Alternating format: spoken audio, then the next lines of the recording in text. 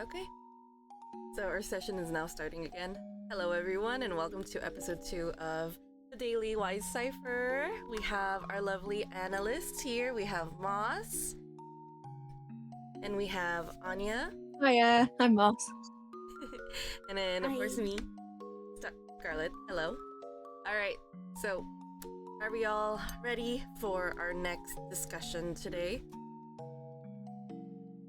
Yeah. Okay. Alright, so I guess I'm just gonna go ahead and transition to the next screen so I can share it as well. Oh, I forgot to scroll down all the way to our last page.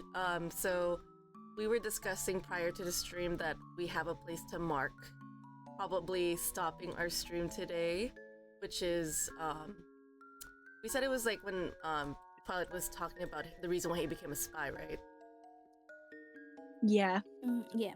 Okay, let me go ahead and transition to the next screen. Oh, let's see what's going on here. Is this one not showing?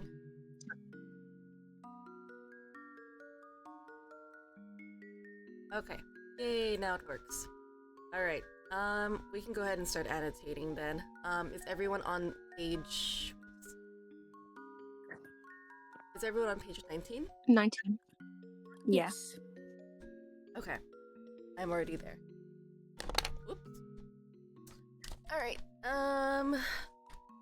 We have, this is one of our furnished single family apartments. You know, I actually forgot how the first apartment looked like. It was such a brief, like, episode, and also in the manga, so it's kind of hard for me to remember, like, okay, what's happening here? Yeah, I completely forgot it existed, honestly. Right? How about you, Ania? I remember a bit, but Mm-hmm. but it still looks very. It looks really like it looks a bit like the residents they're living now. Mm-hmm. So I wonder if it's intentional because I've talked about the alleyway in the last episode. Mm-hmm. So if you compare the alleyway with this new home, Right. this is a much spacious space, and also it has more light to it. Mm-hmm. So it is. I don't think it. I think maybe it is created to contrast with the alleyways before, Right. with his life before. It's kind of like he's entering this space that he's unfamiliar with, if that makes sense. Yeah. Like, I see like there's some sort of, I think, I don't know what's the right word to call it. Is there like some sort of, I don't know what's called, perspective, I guess? Like maybe the frame, like they're small back here and it's big in the front here. Like it's making him look small, right? I don't know. Does that make sense? Maybe there's some Yeah. sort of perspective in terms of drawing. I'm not really good at indicating that because I'm not an artist, so I'm like, I don't know. Maybe something about perspective, maybe. Yeah, maybe. Maybe. I like that in the past, I mean, in the past, in this house, it's interesting because I don't know, maybe the layout might be different in terms of it's more open. Wouldn't you say? Because you know, in the Yeah. second house, it's covered. Like when you come into the house, this part of the house is covered. And the kitchen's also kind of covered, so it's only like a very narrow view. So I don't know if that's Yeah. like Mhm. anything representative here. I mean, if that's anything like meaningful. But the very first apartment that Lloyd and Anya live in is that the apartment is completely open, so whoever walks in can see everything. But I feel like the second house, or the second apartment that Lloyd and Anya get is that it's actually kind of concealed in some places. So I kind of feel like the reason why that house was, maybe, I don't know if it was randomly picked by Lloyd per se, but there's more hiding spots in preparation of someone breaking in. I don't know if that's meaningful. Yeah. Yeah. So we have the guy saying this is one of our furnished single family apartments, and then it's got central heating and air conditioning. Also, and I love that Lloyd just goes to business. it's very kind of skeptical, I would say. Even from, I would be like, what the hell's with this guy? Like, if I were the one selling him this apartment, he's just looking around, acting like a spy. Like, he's not even trying to hide it. Yeah, he's just unabashedly himself. Right, and it's so funny because obviously, in Ostania, technically he could have been reported right off the bat here. So like Lloyd kind of foreshadowed, like, but already showing his intentions. You know, I just feel like that's so funny. Dang it, this clown. So yeah, he's acting like himself. I don't know. Maybe he could play it off by saying, "Oh, I'm OCD or something." That's one way I could say that's validating. I'll be like, okay, if he's not a spy, he's OCD. Next, he says, excuse me, sir. No listening devices, and there are secureable escape routes. I'll take it. Oh, I miss how he used to look. He had very scruffy hair. It was cute. He looked, even though his hair is obviously very different from earlier, he still looks incredibly young here. Right, it's kind of unsettling in a way. Yes, I agree. He looks like early 20s. He looks so young. It's like kind of off-putting, you know? It's like you got this bachelor, and then all of a sudden, if you look at the most recent chapters and all, he's got a buffer neck. He's getting to get the dad bod, you know? Yeah. Yeah, he looks really young here. I kind of miss his old design. He looks really cute. I guess in a way, he's growing with the story, though. Yes. I think that's just a way of putting it, is that he's changing as the story changes. So yes, I agree. Yeah. Is there anything else you guys want to add? Too. Not for this panel. Not for this panel. Not this panel. Okay. All right, we'll go to the next page, page 20. We have, then I'll need you to sign it right here, Mr. Forger. And then he got his identity stated, Lloyd Forger, psychiatrist. That's my new life. What a wonderful new start this will be for your family. Do you have a son or daughter? I have 2 boys myself. They're 8 and 10. A happy home life, a family to cherish. Well, and then let me finish the ending for this. That's what I've got to figure out next. Huh? Nothing but liabilities to spy, ding dong. Okay, so I think orange is highlighted. So was that I can't remember who's orange. Ania, or was it Moss? No, that's me. That's you. Okay, sorry, my bad, Moss. Yeah. All right, Moss. What's your reason? Why did you underline the word cherish? Okay, so it's kind of like underlining the entire like little section. So a happy home life and a family to cherish, and then the fact that nothing but liabilities to aspire is in a second panel. It kind of means something, but I can't really like figure out a way to word it, you know. It's obviously he's separating them, like, so the happy home life and the family, he's separating it from being a spy, but he's saying that they're negatives, as if he can't comprehend them being one and the same. Yeah. But yeah, that was like my only thought, I'm gonna be honest. No, that's nice the way you put it like that too. I kind of felt like his words were sarcastic in a way. And then I think. Yeah, go ahead. Sorry. I think what I want to point out here is that here's a word. There are several words I find it very difficult to translate from Japanese to English or Chinese to English, and one of the word is this. So I'm not really sure because it's used the word is usually translated to be happy, right? But actually people have a different word than happy.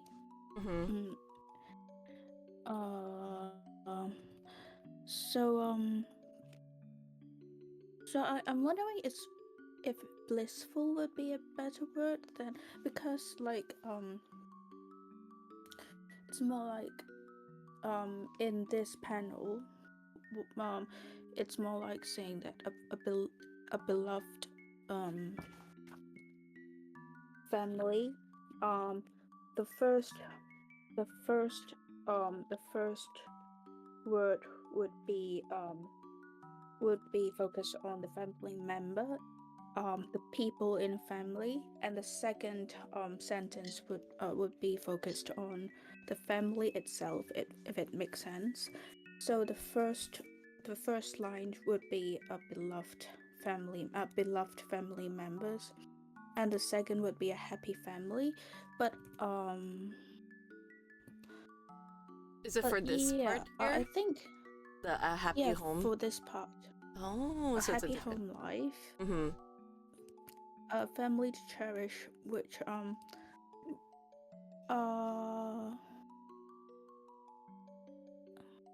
Let me actually add the text to that, the translation. Well, maybe I'll come back later. But yeah. Sorry for being. No worries. I was trying to also close this thing. Hold on a second. And you said a happy home life. Was it in JP, right? Japanese. It was a happy... What was it? Or more like a blissful one. A blissful one. A blissful family member? Is what you said? A beloved family member. Like beloved, the people inside the family being beloved. Okay, a beloved family member? Or... I don't know if I'm saying it right. It's shiawase. If that makes sense. The word shiawase is shiawase is a very difficult to translate. I think, because it's usually means happy.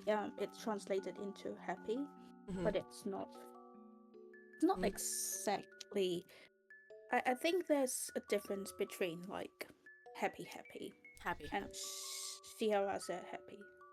Like Does that make sense? I see. I wish I could figure out what kind of happy that one means, because it would be like, okay, is it happy in terms of emotions? Blissful? Is it joy? Something else for happy? So, you said it's more like something very normal. Like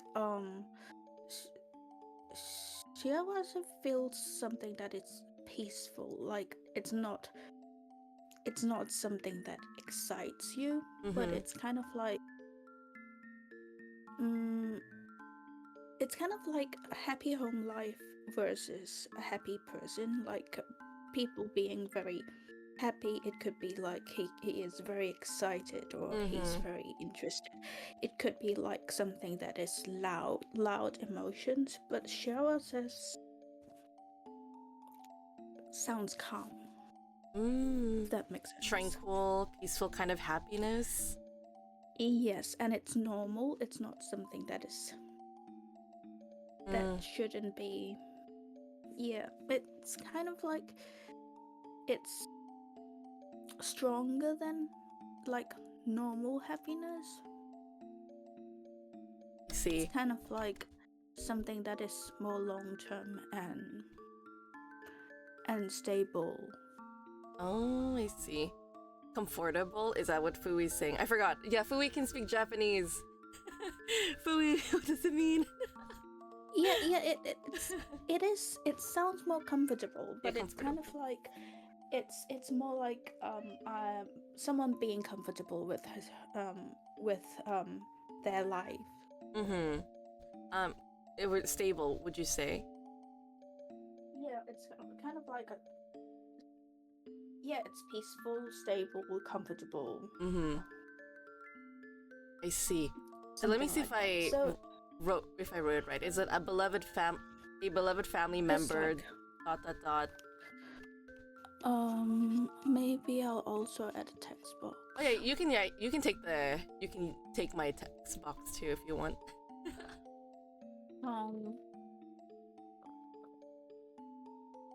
I really love the other translations you provide here. This is awesome.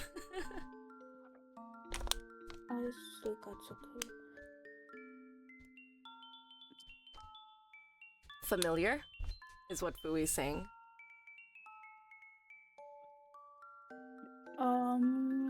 familiar doesn't have the meaning of happiness,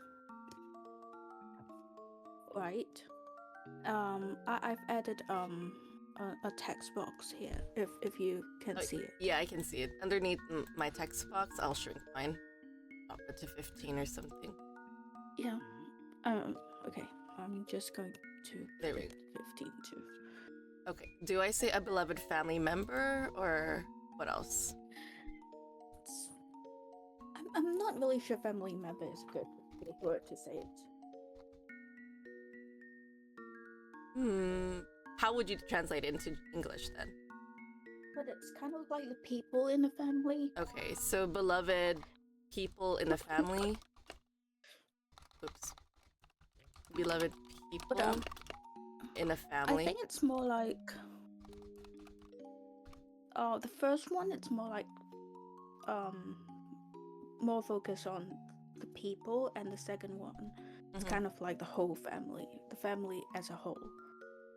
If that makes sense. Yes, so Like, beloved people. It's like looking at like the small units that make the small things that make a unit, kind of.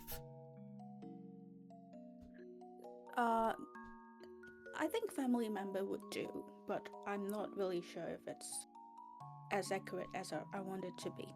But yeah, the people in the family. Yep. And then what was the second line? Beloved family itself. A blissful family life. A blissful. A blissful family. Do I need to put life in there, or just put in parentheses? I think it's more like the relationship of the family. So family would be better, I guess. Okay.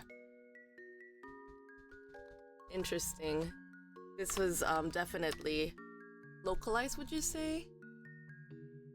Yeah, but I guess I understand why he translated it into this wording into this, because it's difficult to translate. There are several other words, so that is difficult to translate. So this is one of them, and luckily Moss pointed it out too. Yeah. Yeah. So yeah, and I guess this is why it sounds it sounds ironic. I'm not really sure if it's like. See, I'm still on the fence now, because I'm not really sure if he doesn't. I sometimes think he wants the family life. And therefore he always talks about this, because he knows he can't have it.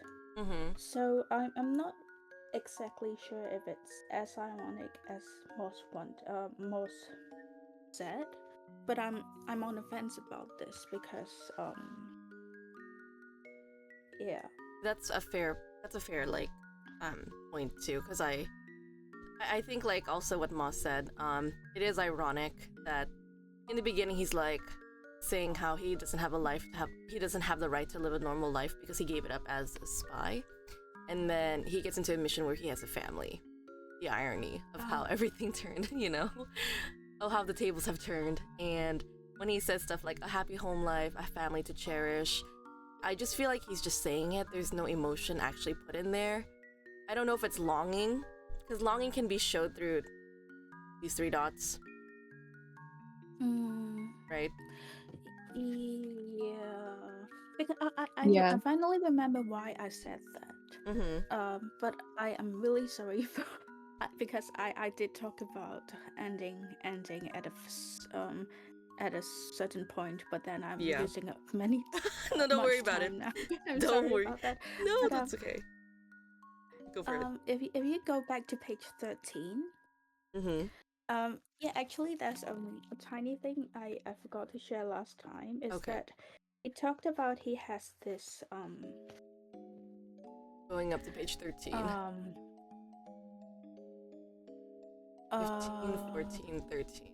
Okay. The one with the alleyway, right? And with Karen. Yes. Okay. He said he his not really obsession. He really wants what to. What's I'm sorry. I was having a headache today. Um, um, the obsession, the near obsession of him wanting to have not really obsession, like a milder version of an obsession, but his want of having a family. He threw it away with his ID card. This is what the original um the original version uses this word.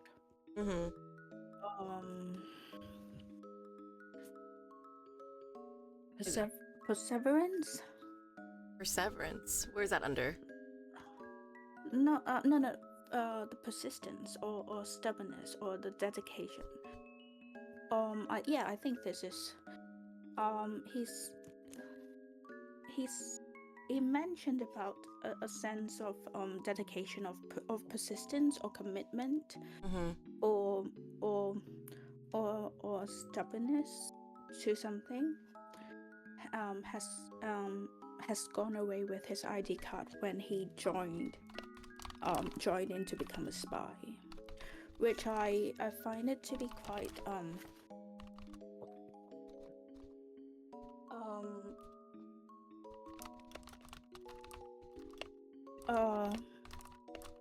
quite interesting that that Endo used this word.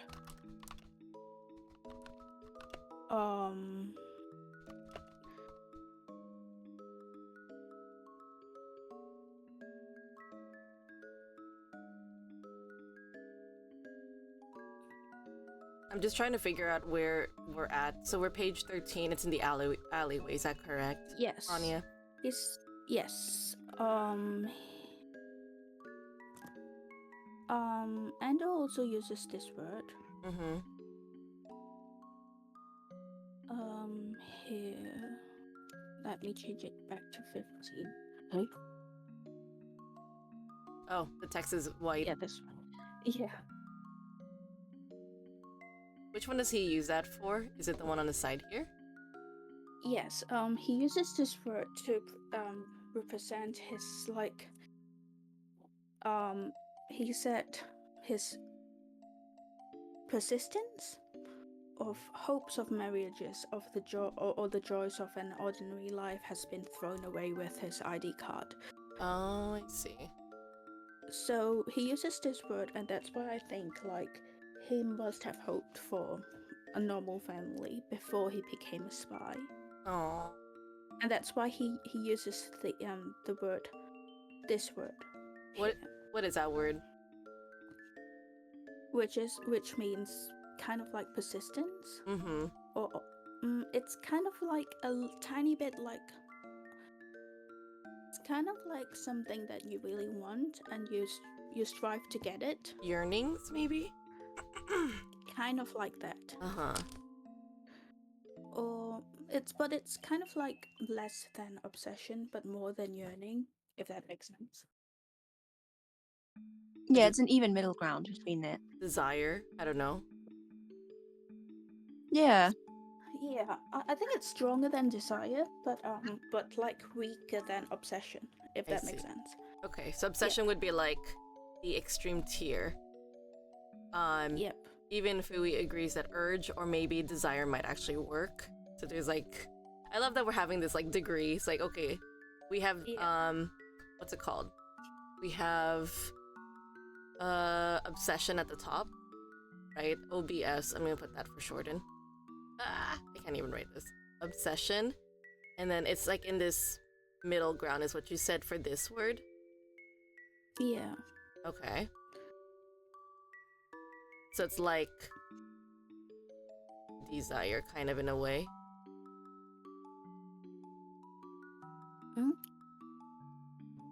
Sorry. There we go, desire. And then Fui says urge, maybe. Yearning, would you say yearning is below desire? Or is that around the same? Yeah, I think yearning is somewhere below desire. Okay.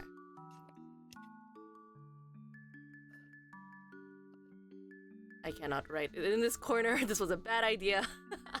I should just make more space. I think it's more like he has a persistence. Like it also has this persistence of trying to achieve it. So yeah.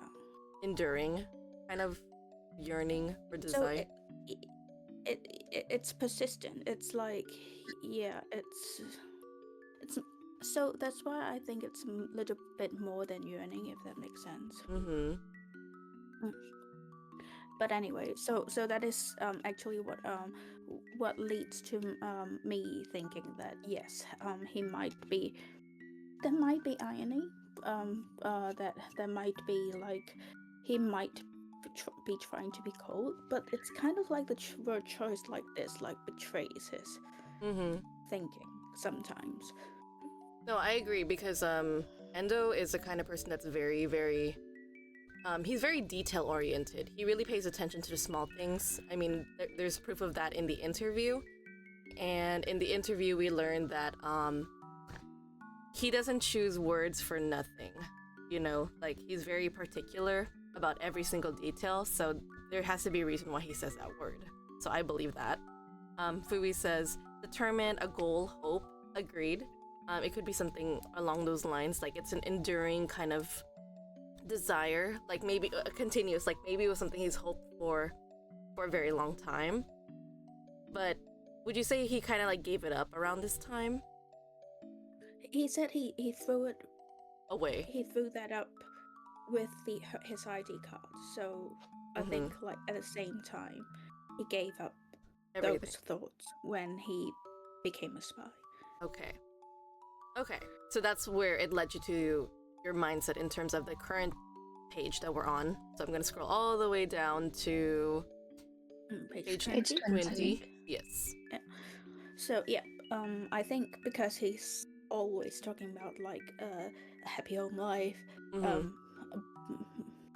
beloved family, something like that. Right. It's kind of like he I think he believes in it. He believed in it before he became a spy, and that's why when he threw that away, he had a chance to do it again. He has this attitude, if that makes sense. Yeah, that makes sense. That does make a lot of sense. Also, Fui mentioned in the chat, we learned that Endo doesn't pick words for nothing. When he chose to give Henderson the word elegance and it became his main goal, then Martha. Makes sense, yeah. I totally agree. So, I am a full-on believer that Endo just doesn't choose words just because he wants to. It's there's really a purpose why he says it that way. So, and it's a kanji too. Sorry. Yes. no, I agree. So we're gonna go back, circle back to page 20. So yes, a happy home life with the ellipses, a family to cherish. He's just in deep thought. I even just double checked it online.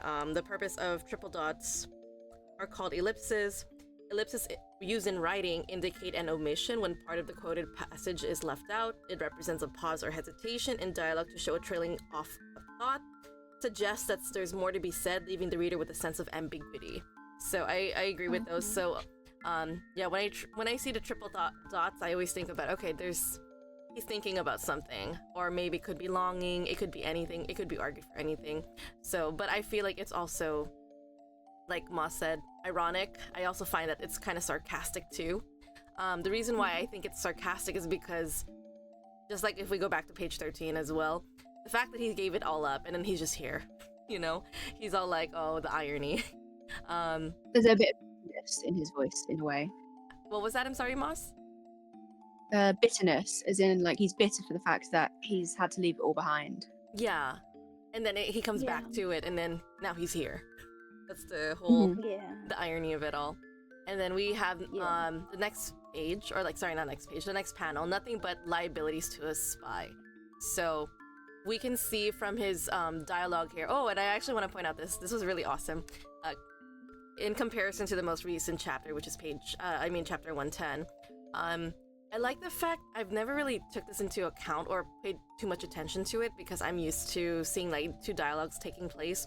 But for this part to go from a happy home, life, ... a family to cherish, ... nothing but liabilities to spy. Okay? So I'm just omitting the fact that we had to read across, like, from this direction to that direction, and then we get over to here. If we omit the chat that's taking place between Lloyd and the I forgot what you call that person. The Realtor?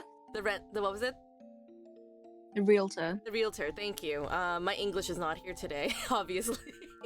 But yes, to the realtor, if we omit those discussions and just continue from this thought process, it becomes a full thought. So basically, first he's longing and he's thinking about it really hard, and then he changes his mind, maybe something from cherish to liability, right? And I feel like this is a very strong word to say, liabilities to a spy. That means he doesn't see them as, oh, this is my right to have a life or experience it. It's more like, if these people do not participate in this mission, it's a liability to me from performing my job as a spy, you know? Yeah, so it was very interesting to see that word choice. Also, Fui said IDK, I never lived in an apartment. Yes, realtors handle apartments and housing, I believe. Yeah, it is. That's the American word. Yeah. You say American way. I'm curious. Are there separate people who do it in the UK? They're called estate agents in the UK. Mm-hmm. They do the exact same job. It's just we don't call them realtors because that's like a kind of like a mixed up word. Like it's a real estate agent or an estate agent here. Interesting. That's so interesting. You guys have classified word.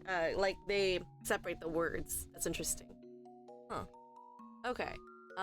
Anything else you wanted to add, Moss, when you underlined the word to a spy?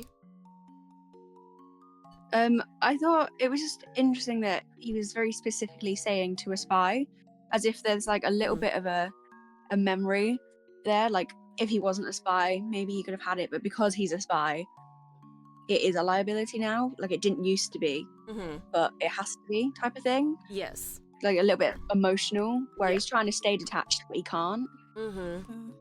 There's a hint of sentiment in there, right? Because I would say the ellipses, like we all agreed, the ellipses give a tone of like yearning, deep thought, like he's really reflecting on it.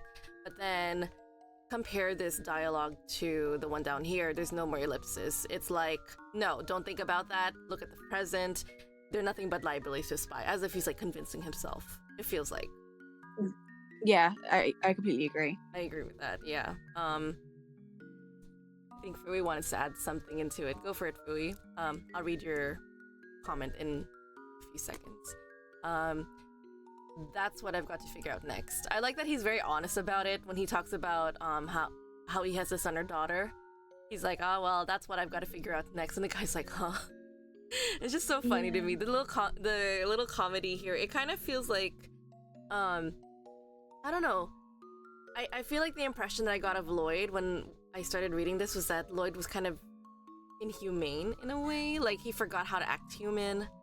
He says stuff like, oh, I gotta figure out next if I want a son or daughter. And it's just very off-putting from a realtor's perspective. He's like, what do you mean by that? I don't get it.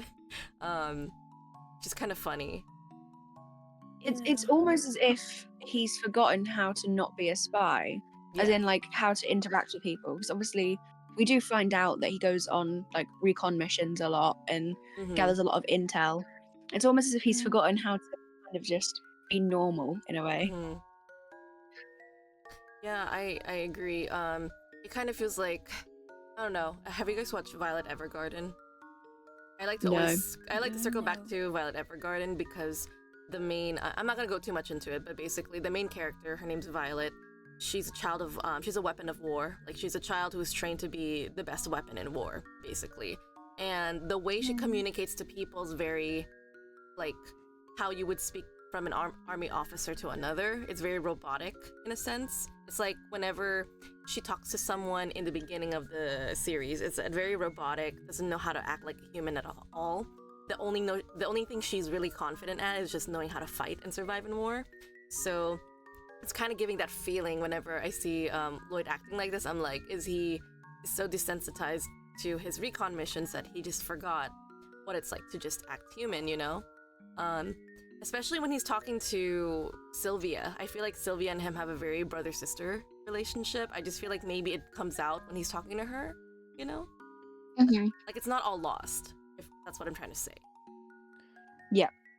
Yeah, I think Andrew also said that he created Sylvia to be the big sister figure for the story. Yeah. So yeah, I think it's true to say that. In some sense, she's the big sister. Yes, I agree. Let's see here. We have Fui saying he's definitely a softie. He's always been a family man type. You can see that in how he talks about I gave that up. Like, he strived for it during the war, then was basically forced into spy work or be court-martialed. Like, looking forward or striving for familial happiness during the war. So like, he's always been, I mean, after all, he's traumatized. Like, Lloyd did lose his family. Yeah. He's traumatized. If there's anything I learned in terms of psychology, I'm not a psych expert, I have to just disclaim that. The things we lose or we're traumatized with, we yearn for those the most. We always look for that in different aspects of life, subconsciously. That's just something I've been noticing, you know, like, if we feel like something we lost, or if we feel a loss or need a sense of something, we look for that subconsciously, whether or not we are aware of that. But yeah, anyways, I digress.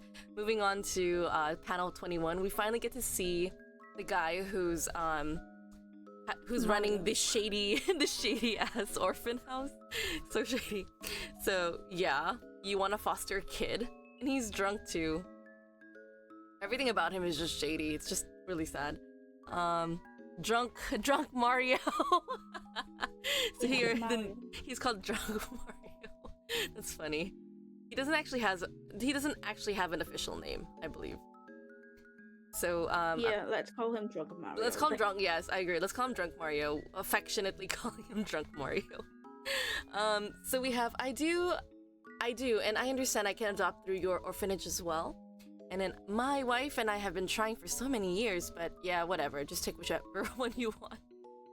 The way he just like brushes everything aside just kind of reminds me of my best friend. She talks like that. She's like, yeah, whatever. Just whichever you want. Come on in. Who's that guy? And I would also like to point out that it's kind of like Twilight is like being on his best behavior as a spy, like he's acting to be the good guy here, but then Drunk Mario just didn't care. Yeah. In contrast to, you see, when he's talking to the state agent or the realtor. The realtor, yeah. The realtor sounds nice because he's like, oh, you must have a happy family.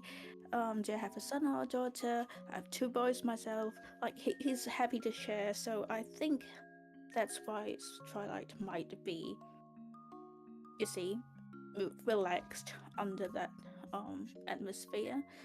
But here, like, he's like, you can see if he wants to act, he can, and he knows it's important to act here. Yeah. Because he doesn't want the paper trails. So yeah. Oh, I see. I just feel like maybe the way you phrase it or you frame it is like maybe whether or not Lloyd wants to go the extra mile, because I kind of feel it as like, you know how people have batteries, social batteries. It's like, do I want to invest so much energy to explain and over explain here and win their favor, or does it really matter? Because I see what you're saying. It's a good argument, especially when the realtor is only like a one-time thing. He's never gonna see him again. Yeah, that's a good point. And then here he's trying to put on a show by saying, oh, my wife and I have been trying for many years. It's just to show, to make him justify why he's there, in a way. Yeah, and also I think he's looking for sympathy, empathy. In some way, it's kind of like we've been trying and we are, but then obviously Drunk Mario didn't care. Yeah, Drunk Mario was like, yeah, I don't care.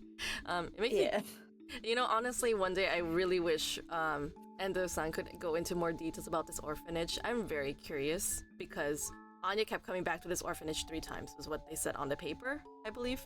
So I'm really curious about the history of this orphanage. Like, what's it about? Why did Drunk Mario end up being the headmaster of this orphanage?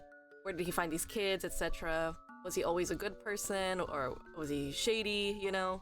Yeah, very interesting. So I wonder if she came back to this exact orphanage, or if she's in 3 different orphanages. oh, that's a good point, actually. They never like explicitly mentioned that. Yeah, but let's see what he will say about it. Exactly. And it's interesting because it's kind of sad because we have some dichotomy going on here. He's very, how would you say? He's very polite, very kind, very empathetic, and then from these dialogue, he goes into saying, "What a dump," you know? Like it's kind of heartless in a way. The dichotomy. I think Mhm. no, I think originally he really thinks the environment is really bad. Yes, I would agree. I mean, who would live in that? Look at it. It's like such a decrepit house. Is that the right word to say? Decrepit. Yeah, Yeah. because when I'm reading in a different language, I Mm-hmm. don't feel like he's like being sarcastic or anything. He's Right. just like genuinely thinking this is Mm-hmm. terrible for a child. Yeah. So yeah. Yeah, I agree. It's really not really a good house for them. Fui also adds he's textbook lying. He thought out the story to answer questions before they're asked, and he's confident about it. No room for doubt, and not facial changes. That's true. Because we already know that Lloyd has a habit of thinking of every situation in his head and finding the right one to react to. So yeah, it's very interesting. Yeah. And then we have all these sad kids. We have who's that guy? Yeah.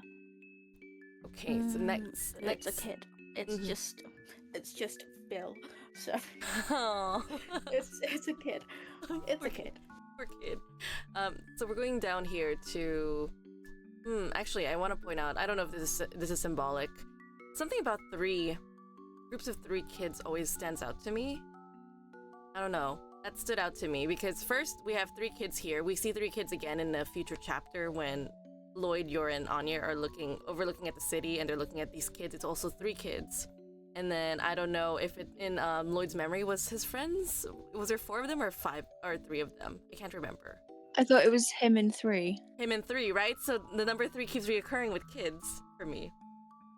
So it's I very think interesting. yeah, it must be just a parallel, like a visual parallel that you can pull between the characters. It's something to link them all, because obviously not all of the links have been developed yet. Yes. Whereas if there's a visual stimuli, the Yeah. brain makes those links and wants you to come back to it later. Yes, exactly, and that's why it's been standing out to me like a groups of 3. There's also Fui who adds Damien and his friends. It's a 3 group of kids. So it's very interesting that we see this pattern going on of 3.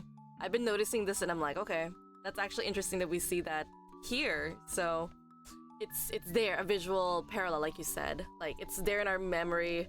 We just overlooked it in the beginning. We're just like, okay, just 3 kids, whatever. Moving on. Anyways, page 22. But an orphanage this shoddy is unlikely to have good records concerning the provenance of its children. That should make it all the easier to fabricate a new family. So, we have like, oh, it just makes me really sad. These are definitely kids that survived the war, I believe. I got my snot on him. Ha ha ha ha ha. Ew, I didn't even notice he put like his booger on him. Oh god. I'm actually not sure about if they were the kids who survived the war, because the war seemingly have already ended like a decade ago. Oh, that's true. You're right. You're right. But You're right. but I do think maybe it seems that there's some flaws in this foster system in this country. Yeah. I think it's fair to say that. Yeah. That's so interesting. Okay. So we have the mission is to establish a family, but I should be able to manage with just the child for now. And okay, and then before we go into that, Fui says it's not just the kids, it's a group of friends in general, because he did the same in 108 with the butlers. Okay, that makes sense. There's a repetition of 3 being a Yeah. It's a little bit And on even the office trio. Yes. The office ladies. Office ladies come in 3, yes. the reason why 3 is always Yeah, prominent. the ones that in work with terms- your. Yeah, there's something symbolic about using the number 3. I'm gonna look it Yeah. up in a second. The number 3 in literature. Because if I think about 3, it's like, I think Trinity. Yeah, Trinity. That's what I thought. Like, there's some sort of symbolic thing going on there because it's like a foundation. There's 3 of them triangles. Triangles as foundation. The rule of 3 is a powerful literary device. This is what it says. Impact. Presenting information or ideas in groups of 3 is more memorable and impactful than single or even paired items.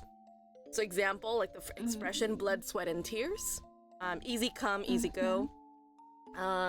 Universality. 3 represents completeness, beginning, middle, and end, past, present, and future, body, mind, and spirit. Divinity. Many religions feature triads, the Holy Trinity, Father, Son, Holy Spirit. In Christianity, Brahma, Vishnu, and Shiva in Hinduism. Literary examples, fairy tales, 3 Little Pigs, 3 Billy Goat's Gruff, Goldilocks, and the 3 Bears. These stories illustrate the power of 3 in creating engaging narratives. Yeah. I don't know if we could go into these other examples. There's mythology. Numerous myths and legends feature triads of gods, heroes, or challenges. Shakespeare, the 3 witches in Macbeth, are a famous example of the power of the number 3. In essence, the number 3 in literature often symbolizes completeness and wholeness, divinity and sacred, memorable and impactful storytelling, the power of pattern and repetition. That's everything I read there. It just stood out to me. I'm like, oh, that's interesting that 3 sticks to you more than 2 or 1, which is actually very interesting. Also, Ania adds, there's probably, sorry, not Ania, Fui adds, they're probably kids from parents who couldn't care for them after the war because there are a lot of years of recovery they were given up. Oh, that makes sense. Okay, so going back now to what Moss said, just a child for now, go ahead and explain why you underlined that. So it was just the word choice more than anything. It just kind of stood out to me, with like just the child, like the word the, depending on how you're pronouncing it, like the or the. It's a very sharp word. Yes. It's very. I don't really know. It's not a very personal word either. It's very separated. Obviously, like for me and like the way I have learned through literature, even just the phrase "just a child" has a little bit of feeling towards it, whereas just the child is very separated. It's like there's no care at all. It's one and then the other. It's very square. Does that make any sense? Yes, I can explain that. So in grammar, we talk about this, a and the. There's actually a purpose to use these 2 words. There's a grammatical explanation. A is supposed to be like, oh, anything. Like, it's very ambiguous. Like, for example, grab a chair feels like, okay, any chair in the room will do. But obviously, since we're having a conversation, you want to grab the chair that's nearest to me. But I don't care which one you choose, right? So if I say grab the chair, I'm indicating to one and only one chair, the one in front of me. And like that's the difference between a and the, is that one is very specific. It's also a marker of like reiterating only the same thing for the mission. So just a child for now is going back to the assignment, which is just raising one child. And I like that you also indicate that because he doesn't think about children. He doesn't pick up the 3 or 2. It's just one child. Just a child for now. So we can see that maybe he just wants to test out and see if he can handle 1. Kind of feels like. I don't know. I mean, maybe, yeah. Maybe, well, yeah. He actually only needs one child. He only needs just 1. Fui also adds, I like how it says just a child for now, like he's just trying to get through this, but afraid he'll get attached. Oh, yeah. Could. He has a weakness for kids, but putting him with an adult would be difficult. Not just the threat of attachment, but they'd question the cover. Kids can be convinced easily. Okay, that's actually a really, really good point. Attachment is very, very true. I speak from experience working with kids before. You get really attached to kids once you bond with them, so it's really hard to leave them and stuff. I mean, that's the reason why I stayed with my job the whole time. I could have left because the environment was too much for me, but it's just my bond with them was the reason I stayed. So I completely understand that. Okay. Yeah, and like to, Mm-hmm. I think you're right because he does explain like right in the next panel Yeah. that he preferred to do the entire mission solo. Yes. Because he doesn't want liabilities, right? This is going back to page 20, saying like they're nothing but liabilities for him. Like he could get his cover blown because of them. Um, and of Yeah, course, and yeah. Go ahead. Sorry. sorry. Uh, I guess it also means that he doesn't work with others. He doesn't like working with others. Um, Oh, that makes sense. He's. because Mm-hmm. yeah, because he doesn't. The child is not his target. Like the child is more like his colleague. Mm-hmm. If that makes sense. Yeah. Like But not really a colleague.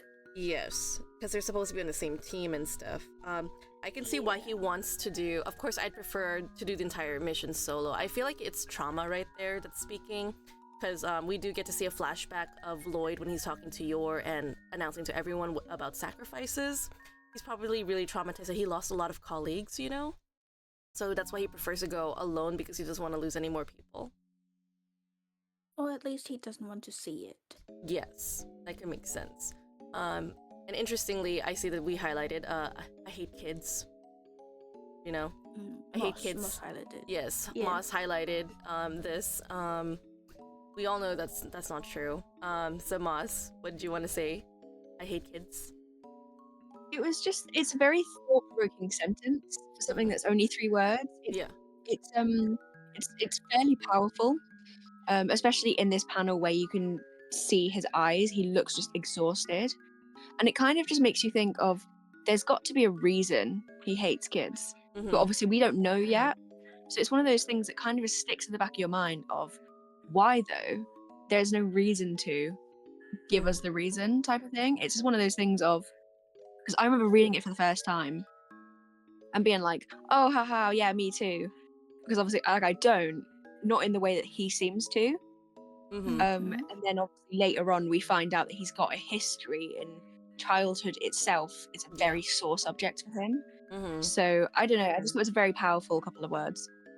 And I guess sorry. No, go ahead. Go ahead. I'll go after you.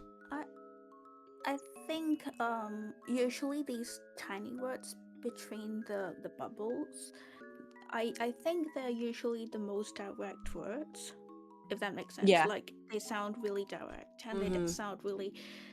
It's kind of like he splurted it out, but deep in his thoughts, like he just splurted it out. Yeah. It's not part of his calculation. Like in the bubbles, we can see very organized words or sentences. But like in between, we have this, and in I think in other panels too. Like usually between these dialogues and between the bubbles, there would be a short sentence written in this exact font, and also and it's usually short.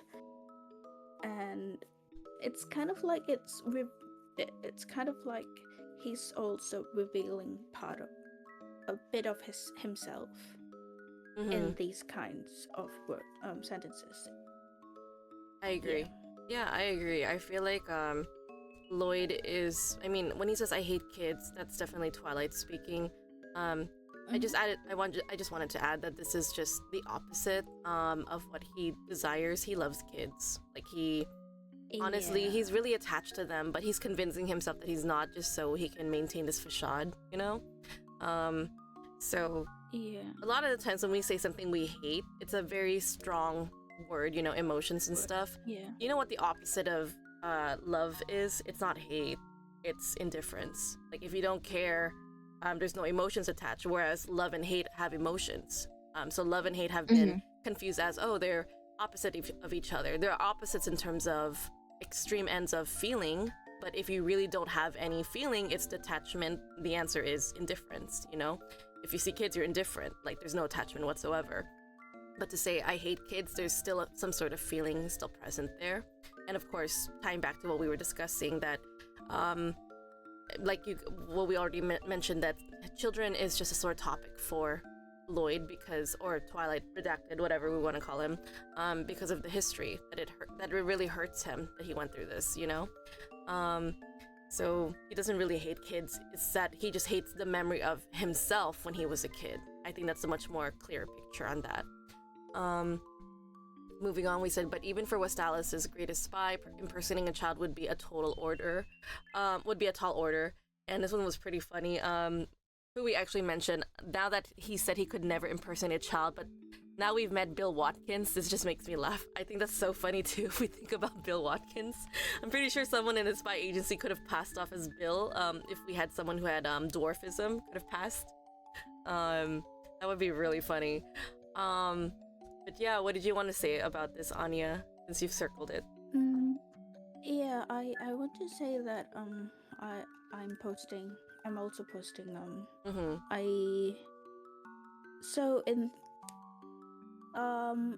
the original panel in the Japanese version, you would see that it's a very long and complex sentence structure. So I understand why the translator chose to only leave the Westalis greatest spy in this sentence, right? Excluding what I think would be a main point, which is he said the greatest spy in Westalia. Of course, it means 𝕝𝕗𝕗𝕚, Twilight, right? And like next to 𝕝𝕗𝕗𝕚, you can see 𝕝𝕚, which means I. So I think if you compare it to later panels, like obviously he identifies as Twilight at this point. Twilight is his self, but then as he is reminded more and more of Redacted, or when he gets more affected by Lloyd later on, you can see that this kind of like Twilight equals me would slowly. I think recently I don't see this kind of like I equal to 𝕝𝕗𝕗𝕚. I don't have this feeling in recent chapters, if that makes sense.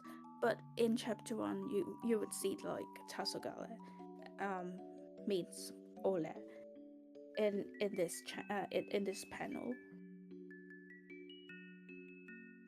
It's like, so he's order, fully in spy mode. Okay. No, not Redacted, but Twilight. Yes. But Twilight is equal. I'm not really sure how to paste that here, but anyway, it's just like, you know, if you read read Japanese, there would be like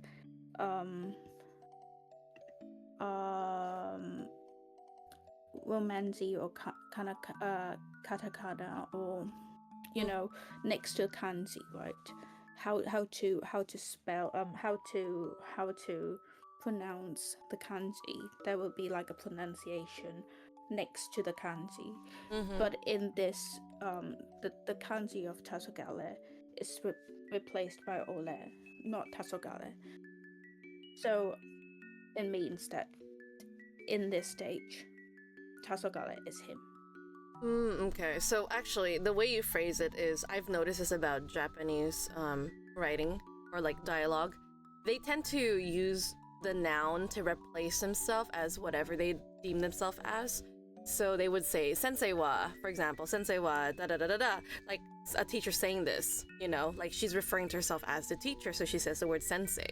So she says she wants this to happen, and then does he refer to himself as 𝕝𝕗𝕗𝕚, right? Like he says 𝕝𝕗𝕗𝕚 something something as a reference of I, right? Like he's talking kind of in third person kind of a way. I think if you say sensei wa, it's kind of like you're talking to a child. That's why you would say sensei wa instead of like anything anything other than, for example, boku or ole or watashi, right? But what I mean is that in kanji they would have a pronunciation in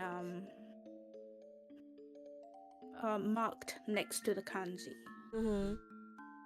But in manga you would find out that sometimes it is marked with other things instead, and that other thing is the true meaning of the word he uses.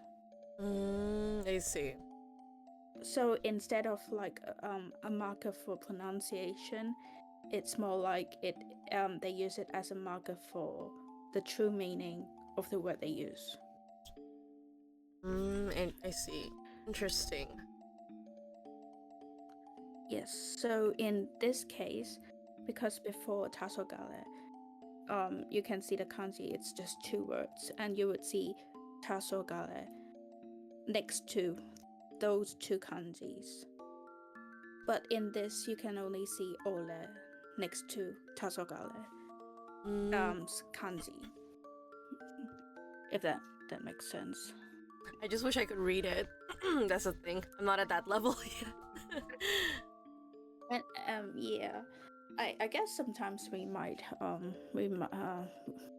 we could invite other people here to talk about Japanese, because I'm not good at it too. But yeah, so this is what I observed, because I don't think I think it's clear by now that it is written to have this 2 identities separate, little by little. For example, what you said, panels before liabilities. I don't think he sees family as his liability after chapter 86. Yeah, that makes sense. But it has shifted to himself as the liability, if that makes sense. Yeah. But you can see the word choice that is used now would be overthrown later. Yeah, because at the beginning he sees that anything that he can control is what he can do, but having a family becomes a liability because he cannot predict what they're doing in a way. And then, like you mentioned, in the future chapters, it becomes us as a unit. Now he sees himself as part of the unit. Like, he's not without them. Like, it has to be them. He's definitely gotten attached. I think I remember it was after the mole arc. That was kind of where Fiona mentioned, she's like, oh, that was really dirty of you to say that she's part, that you're like, you really need your, when we talked about that chapter. And yes, I think I think also that chapter, although I don't think when she said that, she actually refers to how he calls your, because he calls your Yolu-san. Yeah. Like, he's very respectful. But not your Briar. Yeah, like, he doesn't call her as your Briar, because something I've noticed about not in terms of just language in general, when you refer to someone by their full name, you are kind of seeing them as technically the objective, right? The subject. But once you say stuff like attachment, like your son, or you say like some like nicknames, for example, then it shows attachment. And that's kind of, in terms of Fiona's comment there, she said that's kind of dirty, that he incorporated having her as an essential unit in order for Strix to pass. That's like far later on. Also, Fui adds, yeah, later chapters he separates them, like putting on a mask / personality, like his self is / I is just redacted. No, Lloyd Forger is to be the ideal father, in quotes. Yeah, he doesn't use Westall as a great spy as much anymore. I agree with that. Just response to Tasogare or for the mission. I think they're starting to blend together since the end of the mole arc. Does that mean Yuri's attached Loti? Yes, I agree. Yeah, yes. Yeah, I would say that. Right away. It's so funny that you say that. But the thing is, like, I think the Yuri part, we can discuss later. But I don't think Yuri uses the nickname too, because sometimes calling calling someone's nickname means it's a way to look down upon someone. That makes so sense. I think this is what Yuri means. But yeah, of course, if you have emotions, you are attached. If you want to explain it like that, you can. That's actually really interesting because that's a difference in terms of culture, I think. Nicknames can be frowned upon in Japanese culture, it seems. Is that what I'm understanding, Ania? I think nicknames are everywhere. Yeah. Yeah, I guess yeah, even it's in kinda- even in English, you can like Yeah. nicknames don't have to be positive ones. Mm-hmm. Because, for example, Gen Hoshino, like the music you're playing now, Mm-hmm. his wife has a nickname, and Japanese people call her by her nickname, and it's a way to endear some it's what is that called? It's for endearment. Yeah, that's what I mean. It's like, okay, it just Yeah. depends on the relationship because Yeah. generally, if you're really close to someone and you give them a nickname, it shows your relationship. But in the case of Yuri calling Lloyd Loti, he's making fun of him because they don't have any relationship. He's kind of Yeah. like looking down on him, in a way.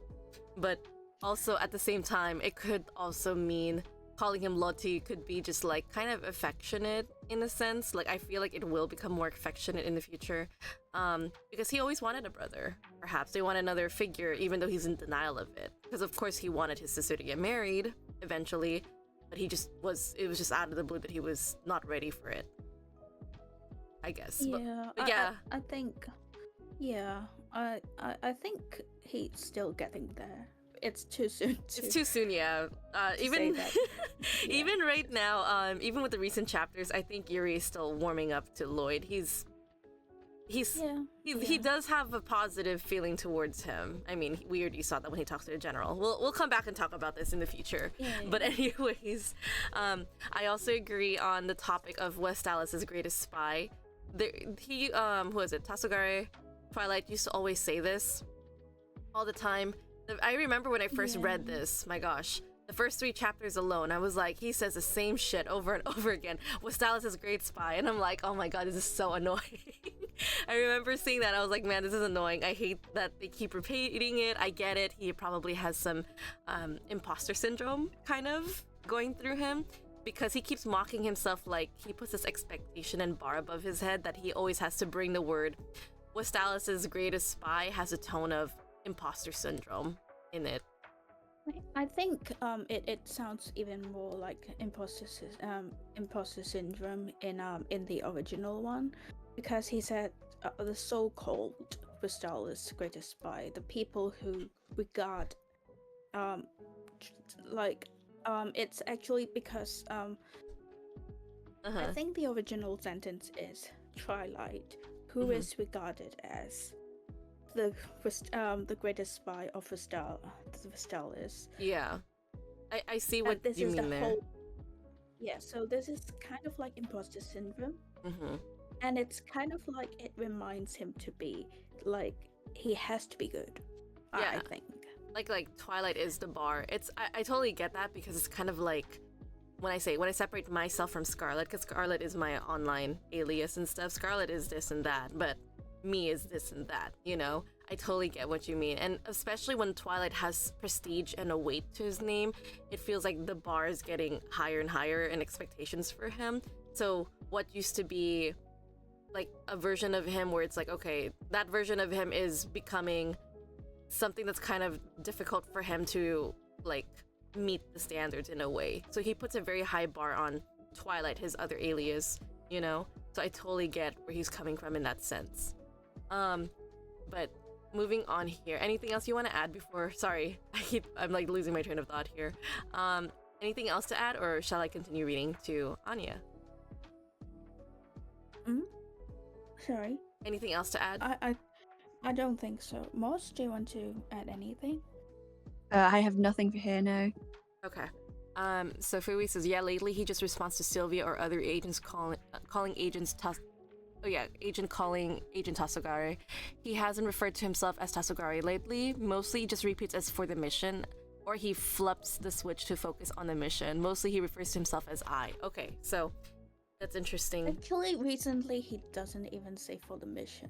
Yeah, he drops that altogether. Not since chapter 86. I think he did say a little bit about for the mission, and I did write a bit about it, but we can talk about it later. Okay. It's not really for the mission lately.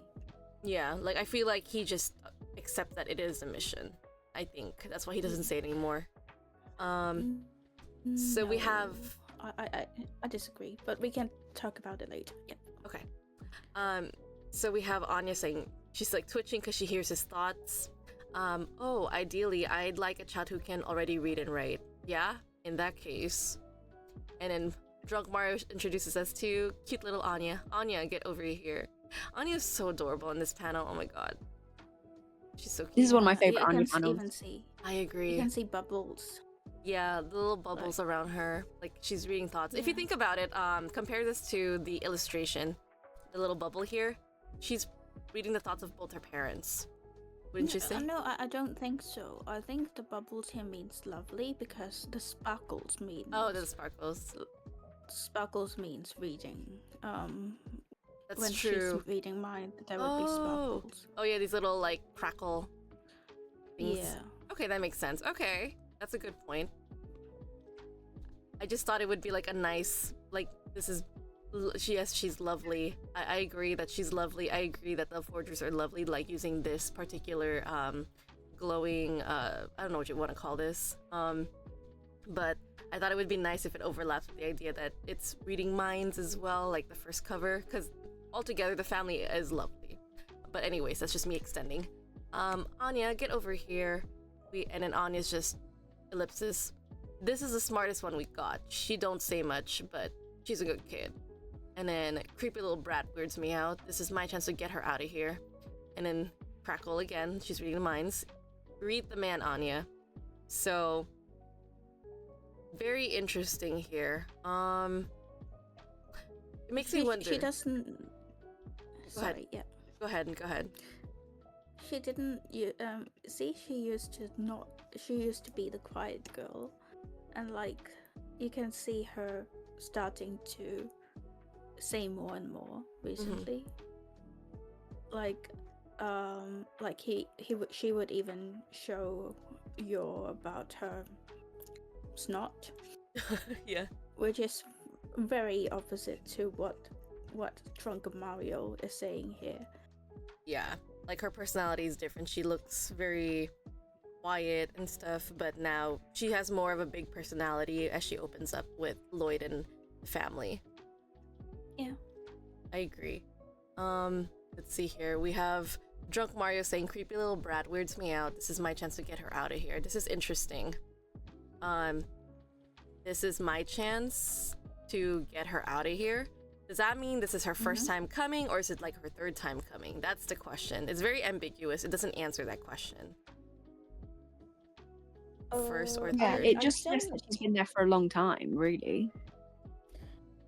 Yeah, I think originally he just said that he wishes she could be adopted as soon as possible, something like that. Right, like he feels very uncomfortable with her. It makes me like the way he says it, like Moss said, it has the feeling that she's been there for a while, but it just makes me wonder, like, is this like maybe it was it the third time she was returned, that's why she's been there for a while. That's the question I want to investigate.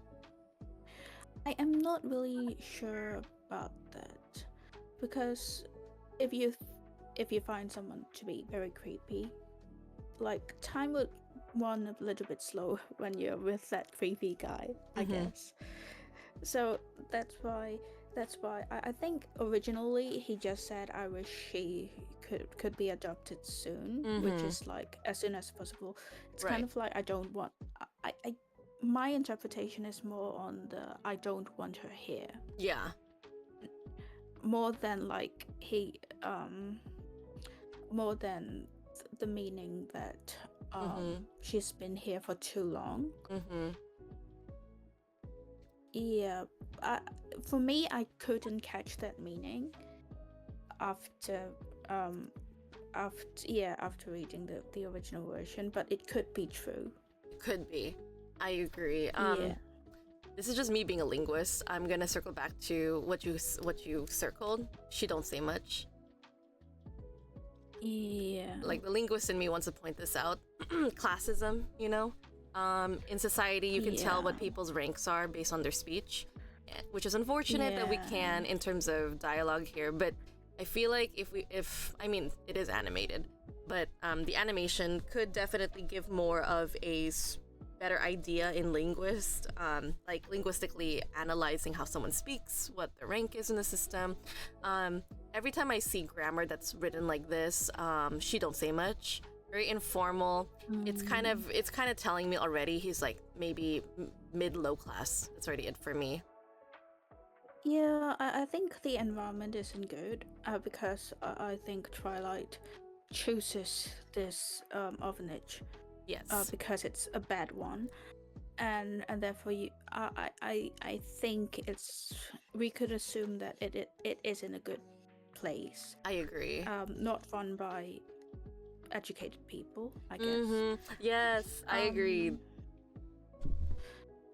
And you could see, like, if we go back to page 22, we look at the kids. They have snots and stuffs. Like, no one's taking care of them. So it's of course. I think Drunk Mario is not of a higher class in the society. Yes, I agree. Like Drunk Mario is from, I mean, this area alone. I wish we could pinpoint it on the map in Ostania, because we don't ever know where this is from, because we know he relocates to a new area, which is Berlin. But this is definitely still in Berlin, because based on when he goes on the train is indicating that they're going to Berlin. So he's probably going from one end of Berlin to another, I think. Like moving, because to put themselves far from the situation, because we know what happens later. But in any case, it just goes to show he went to a really poor area, I would say. Like very decrepit place, trying to figure out. And we have this person who's indicating like the class right there, mid-low area. So it's just really interesting. Like, I'd love to see whenever there's like a change in English, there's deviation from the standard English that we're used to reading. It's just really interesting to see that. Like, I wonder if does Japanese deviate from it too? Do they take on a different accent and stuff? I think. Wait a second. Take your time. Go ahead and check. I think the difference might be like Twilight's speech has a lot of kanji in it, but Drunk Mario doesn't. Like Drunk Mario has quite simplified language. But that's I'm not quite sure because I don't think he's speaking in like dirty language or anything like that. But I agree. So okay. Yeah. So interesting, like the Japanese doesn't have indications of like slang or anything of that sort. I think yes, they have. I see. But not exactly.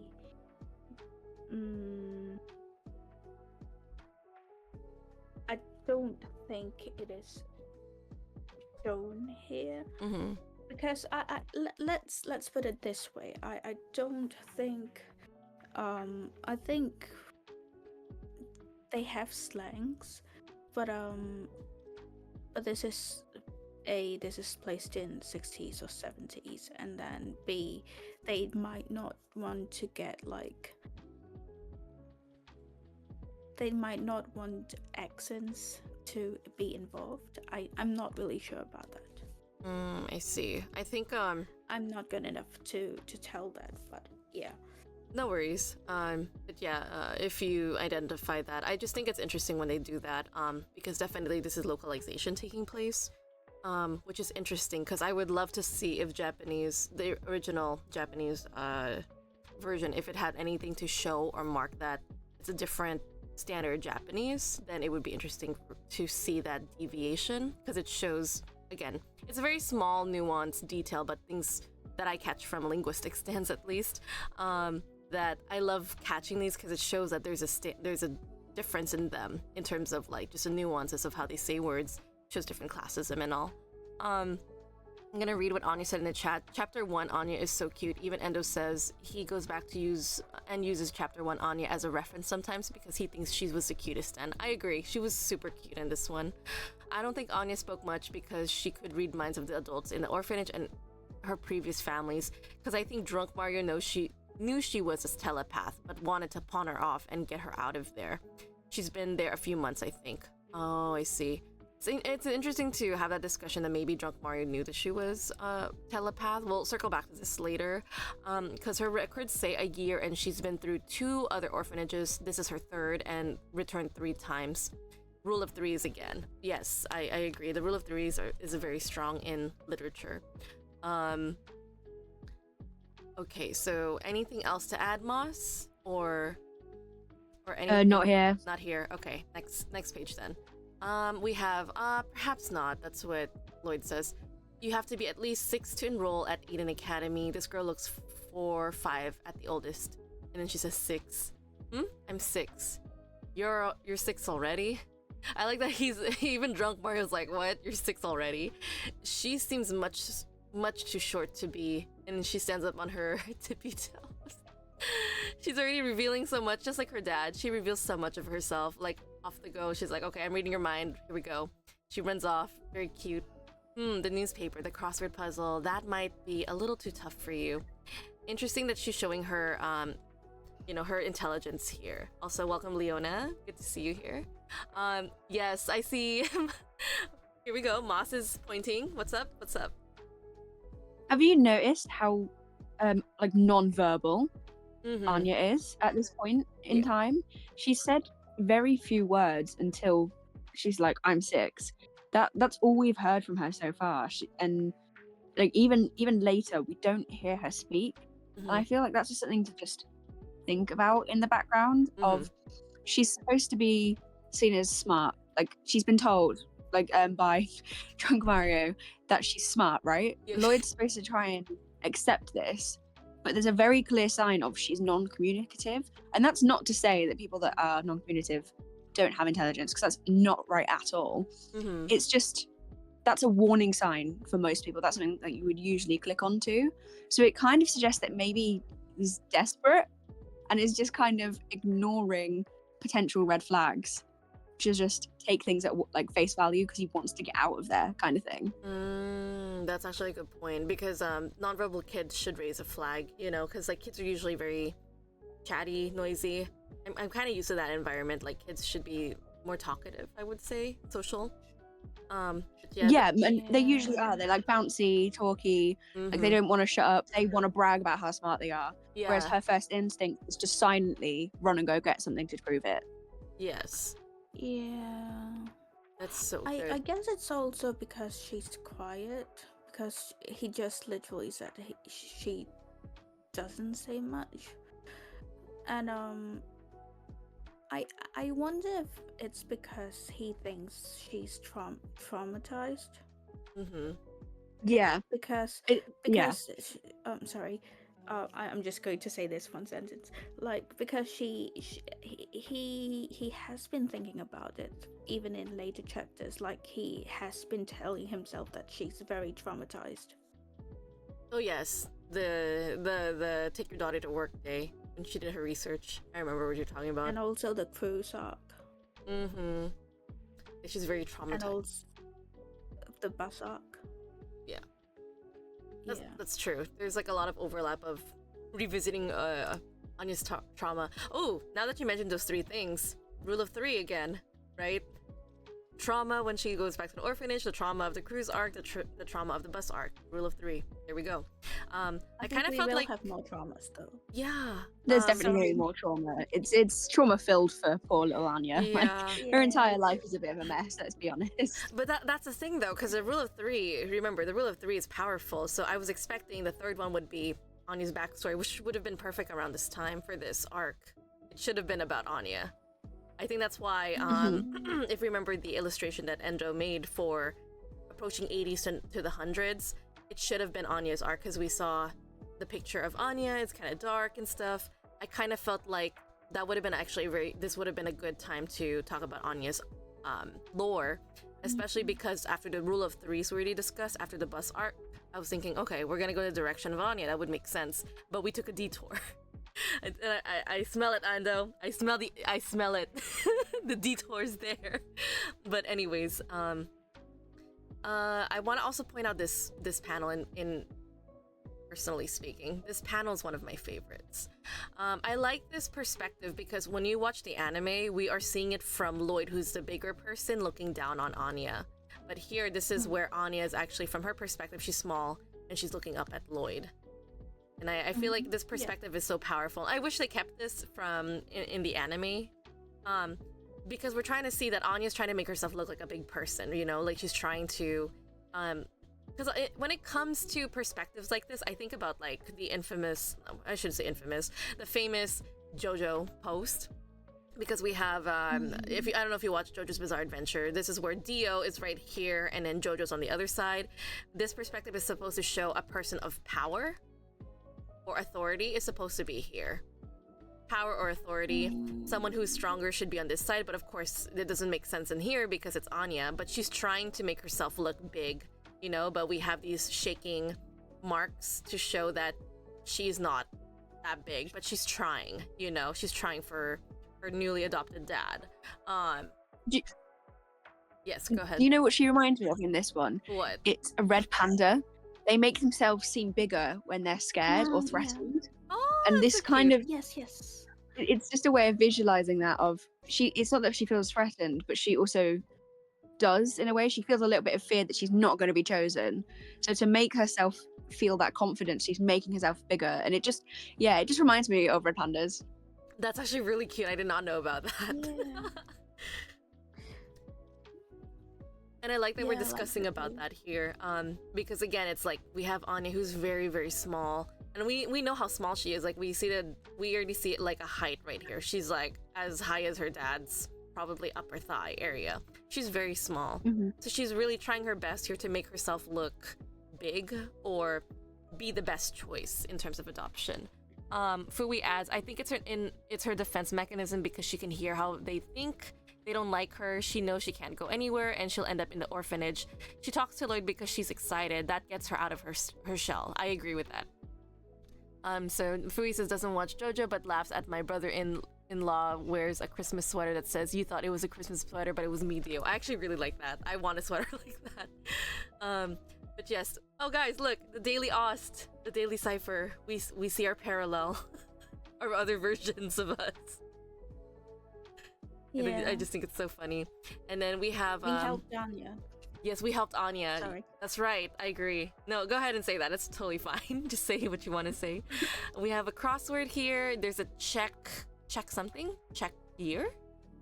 Again, I always love to see the text right here because sometimes you can kind of read them, sometimes you can't. In this case, you can read the numbers 21 to 30.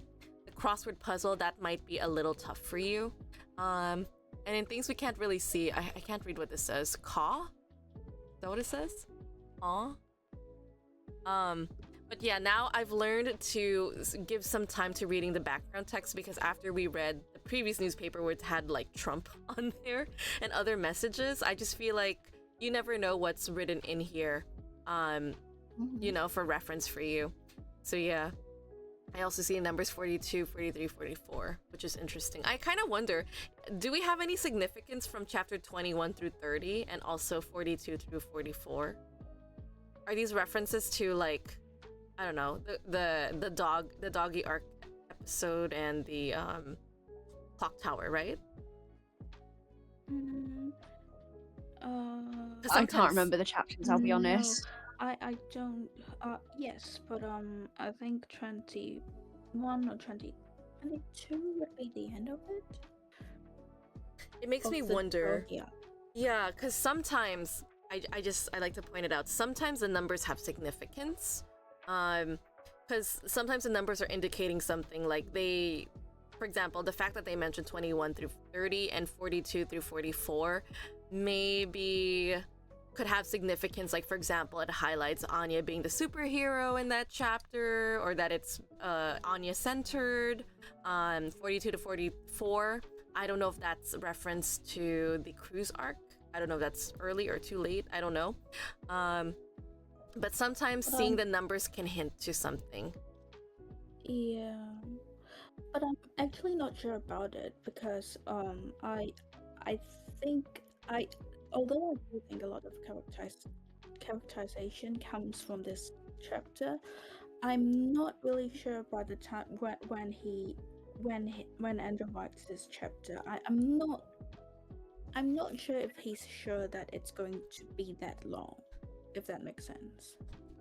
I would assume that he had an idea, like he has a storyboard going on, so he knows what each chapter should contain. That's my assumption, though. But I don't think so. Well, although I don't trust Andrew when he's talked about how unorganized he is, but I think realistically, because it's before it's the first chapter, so I think the mangaka would not know if how long they allow the whole thing to be. So I think the planning might come much later, maybe maybe 10 chapters in, maybe they would have a longer planning about the whole thing, but I'm not really sure about if it's on the first chapter when they don't really know if there's a serialization of this story, if they want to plan that far. Oh, that makes sense, because this is like the launch of it, right? To see if it would. Yes. Okay, that makes sense. Okay. Yes. That's a fair point. But yeah, other than that, I guess we can move on to the next page, right, everyone? Yeah? Yeah. Okay. So now we are entering page 25. We have It's Child's Play for Me, of course. One down is homeostasis, one across is casual closure, and below that is 𝕝𝕠𝕗𝕚. Okay, I feel like these are very scientific words, so Moss, take it away. Yeah, so they kind of stood out to me because they are scientific words. Obviously, my background being in science. Yes. Because the first word, homeostasis, is actually a biological term, and that is my main specialty, right? Yeah. And it kind of defines like relative stability in oneself, within your body. So it's like all of the things that are in your body working together to keep your body stable, kind of thing. And then that kind of made me want to just quickly look into causal closure and symplectomorphism. So causal closure is a metaphysical theory about the nature of causation in a physical realm. Basically, what causes something to happen. And then I can't say it. Symplectomorphism is the transformation of a phase. So it's volume preserving, and all of this kind of means the same thing in a way. It's all very like theoretical, and it all kind of means like the regulation and keeping one as itself. And it's just it's an odd way of pulling in a parallel to Lloyd. Yes. In a way of how he wants to pull everything into like a tight little bow, doesn't want anything to happen to it, wants to keep it all tight knit for his job. Like everything has to work in a system, like in specifically homeostasis. Everything has to work together. It's all like cogs working in a system.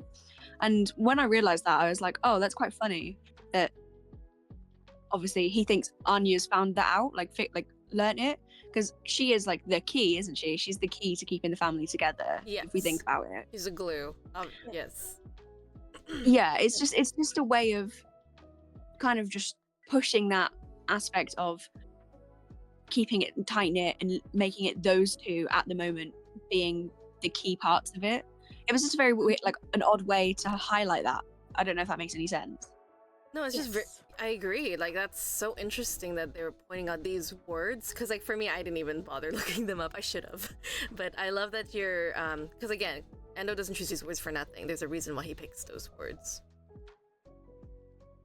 And then Anya, you wanted to add something? No, I'm good. Okay. I find it very interesting though. Yeah, and I agree with most. Yeah, it's just really interesting to see that, because I kept thinking, like, I feel like it's not just Lloyd, but also for Anya. Like, again, homeostasis. I don't know about.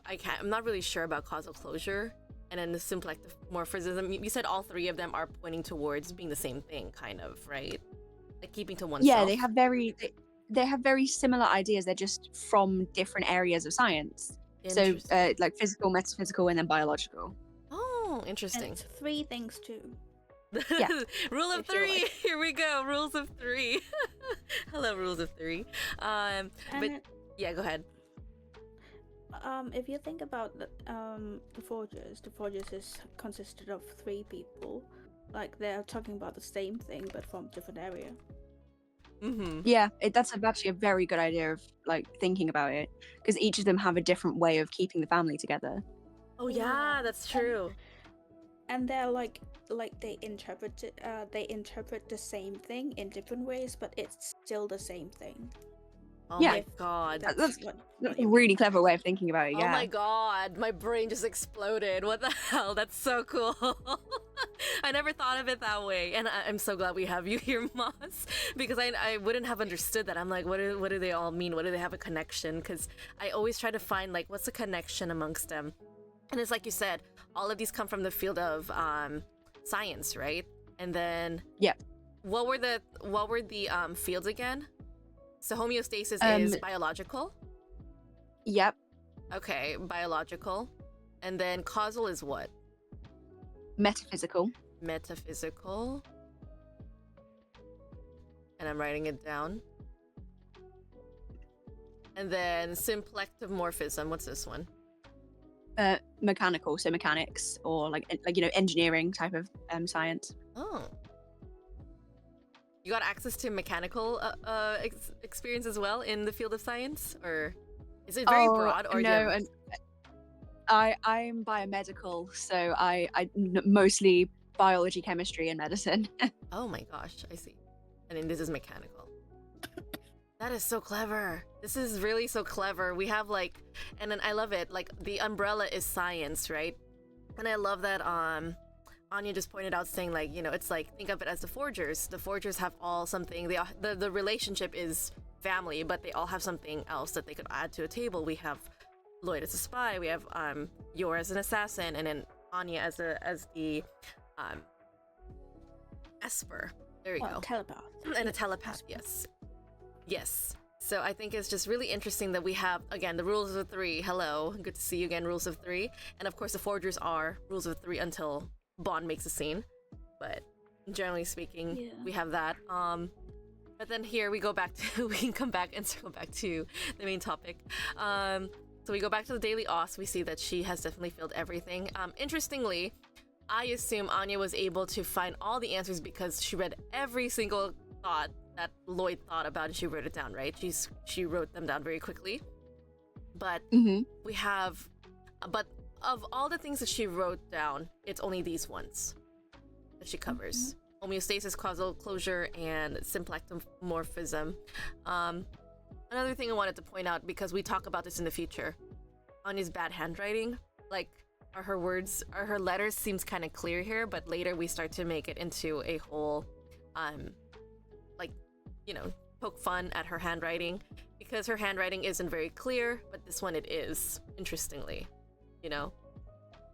That's something I wanted to point out, because this is, after all, this is like the early version of Spy Family, so we are not really looking at the small details, but later it has stuff. Oh, Leona, you can type in chat. That's okay. Sorry about that. So she said it doesn't say I have permission to speak. So usually, yes, the permission to speak is usually once we have you as a guest, you can unmute yourself. But this is just to prevent, Yeah, sorry about that. So yeah, feel free to type and add anything if you find anything. But yeah, in the future we would love to have you be a speaker. So we have you finished it seriously, and then who taught you that? Okay, so you circled this moss. Why did you circle it? It's just a way of like, you think, like as we discussed earlier, like the slightly smaller text is kind of like a deeper thought. It's almost as if he's immediately suddenly untrusting, like as I had mentioned earlier, he seems to be ignoring the red flags, but then the one thing that he wants he's getting, and he doesn't trust it. Yeah. And it was just something I thought about, like why is he so okay with just going through like, oh well, she doesn't look 6 but she's saying she's 6, so fine, I'll take it. Yeah. But she's now smart that he wanted, and he's like, oh, there's something wrong here. Like, why is he so distrustful for something that should be truth, you know? Yeah, that makes sense. Yeah. Something else I wanted to add here, because maybe this is just me picking up on words again. Daily Ost, right? I want to point this out. Daily Ost sounds very science, because as we all know, science is actually going to be super relative in the Spy Family universe, because we have scientists being involved in a lot of things, especially with Project Apple. We have Anya's backstory. Science is very strong, and that's why I was kind of picking out, you know, the fact that the word puzzle is science related kind of points out to a subject that's going to be revisited again and again, here and there as well, right?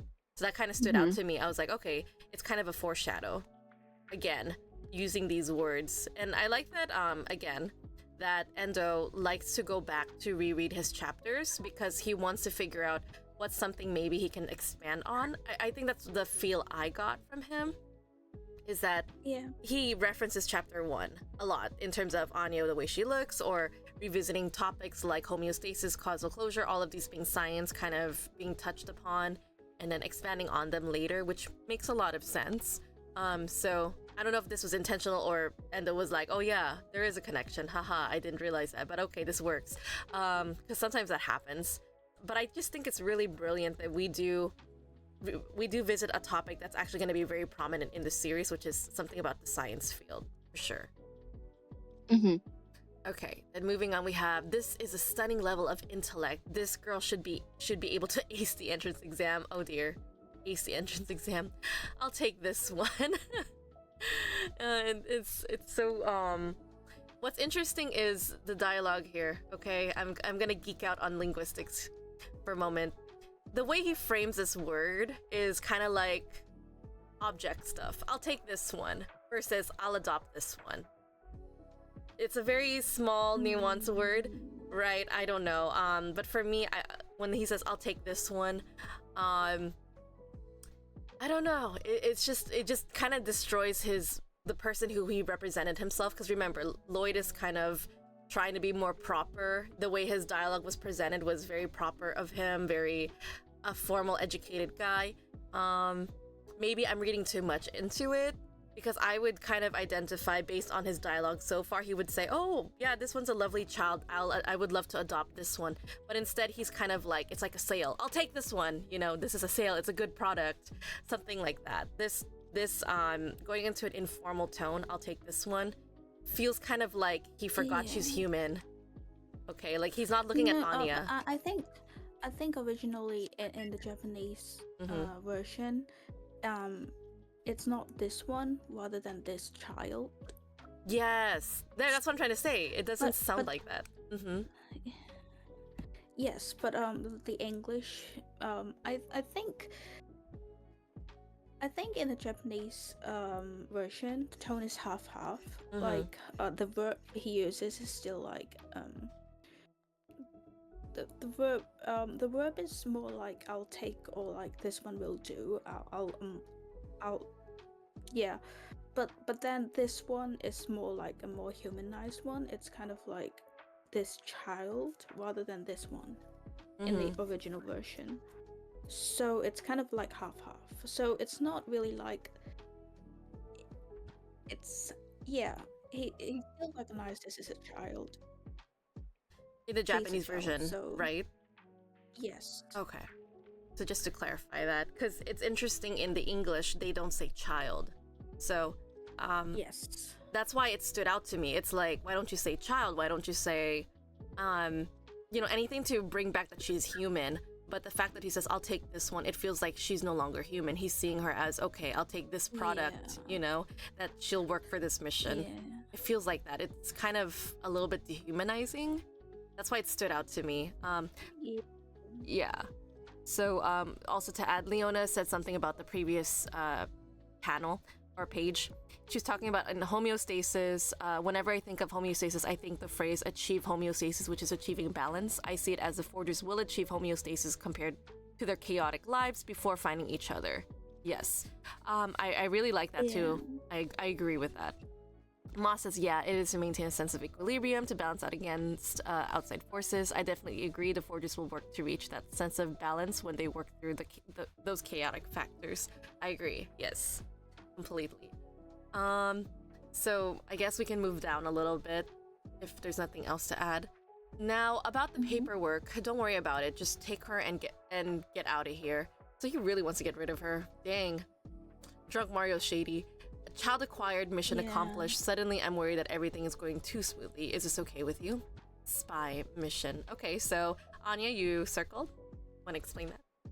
I think it echoes what you talked about. I think the English version is like more objectifying. Yes. Yeah, like what you talked about, like child acquired, which sounds like the child is an object.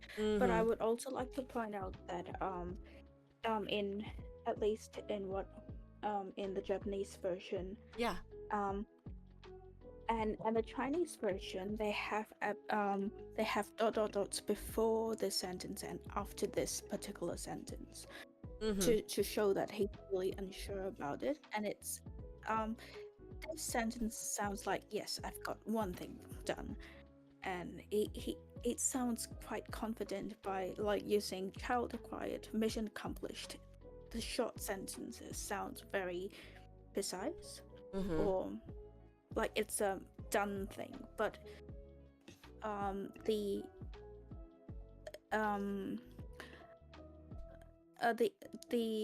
dots, the ellipses added before and after this particular sentence in other versions make him sound less sure about it, and therefore I imagine that he will sound more human in other versions than he is here.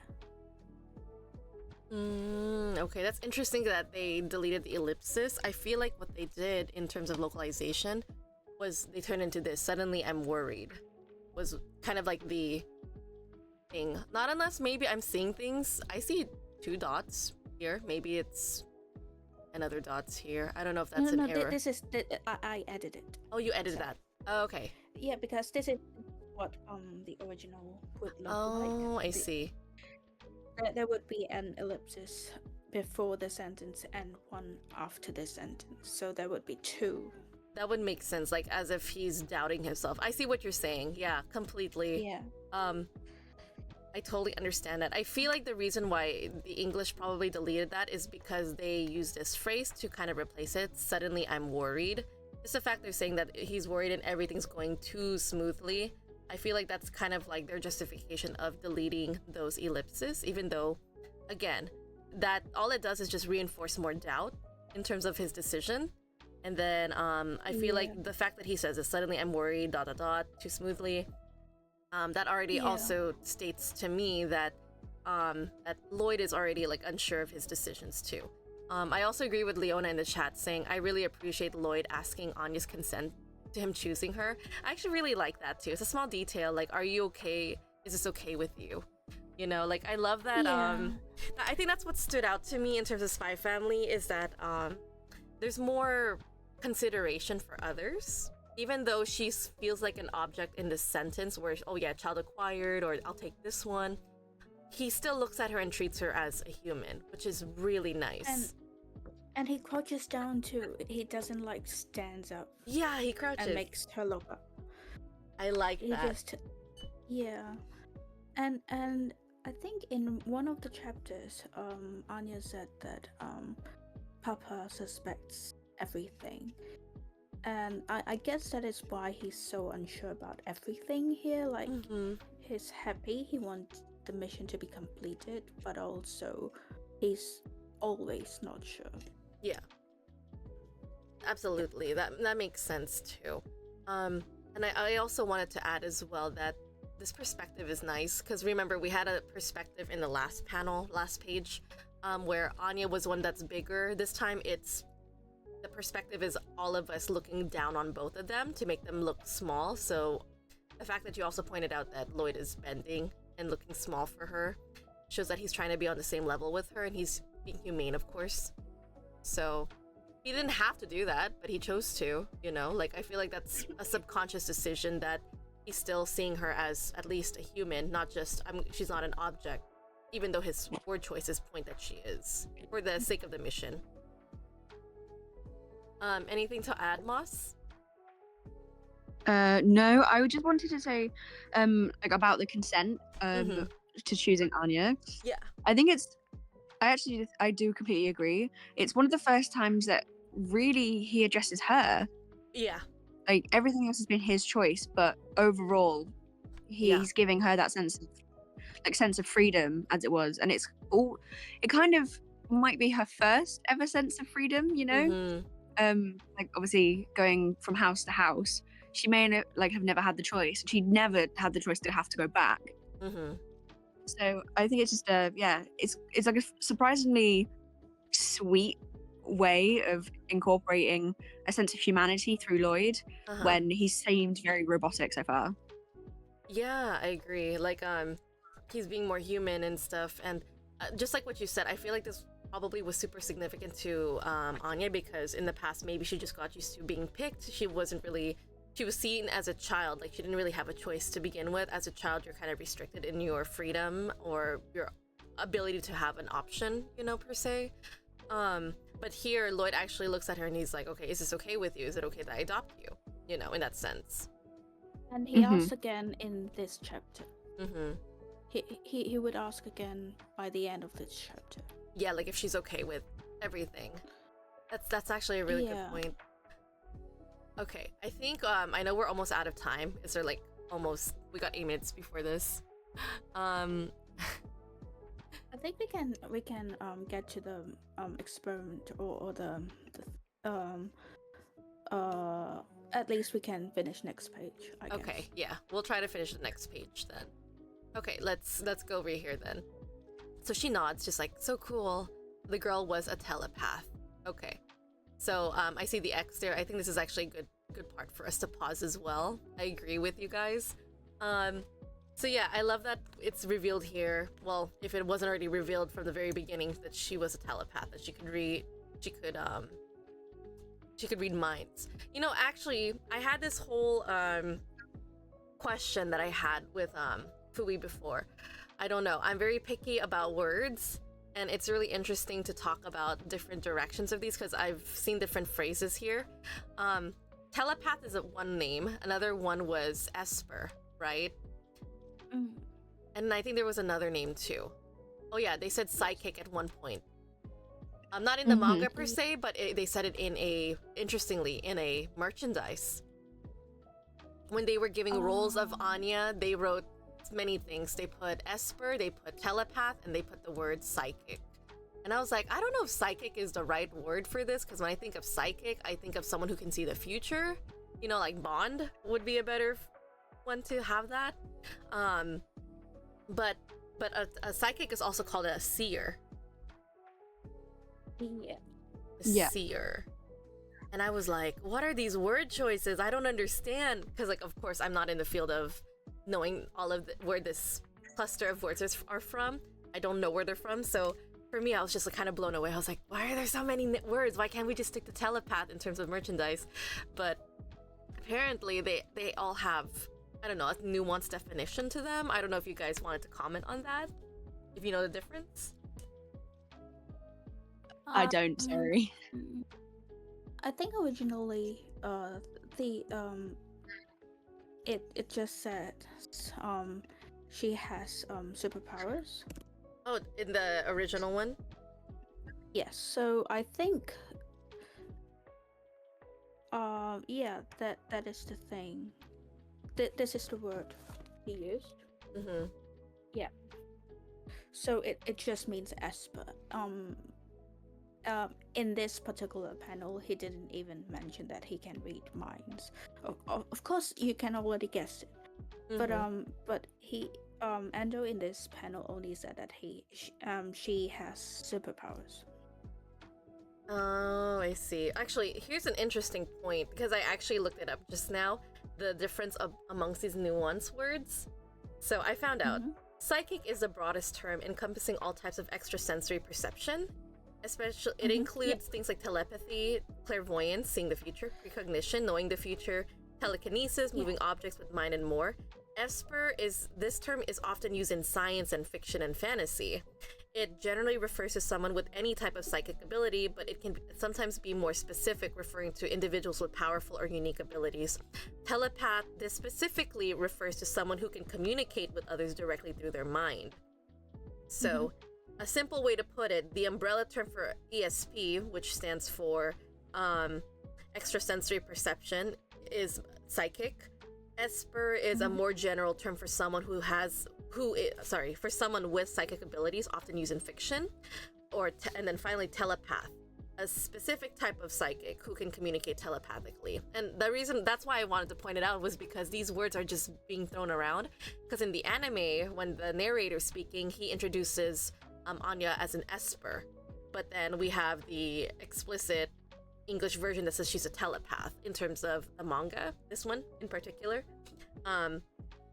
It's just really interesting that all of these are different versions of the word psychic, but psychic is more of the umbrella term. So for Bond's case, he would be considered a clairvoyant or seer. But sometimes he's also called psychic.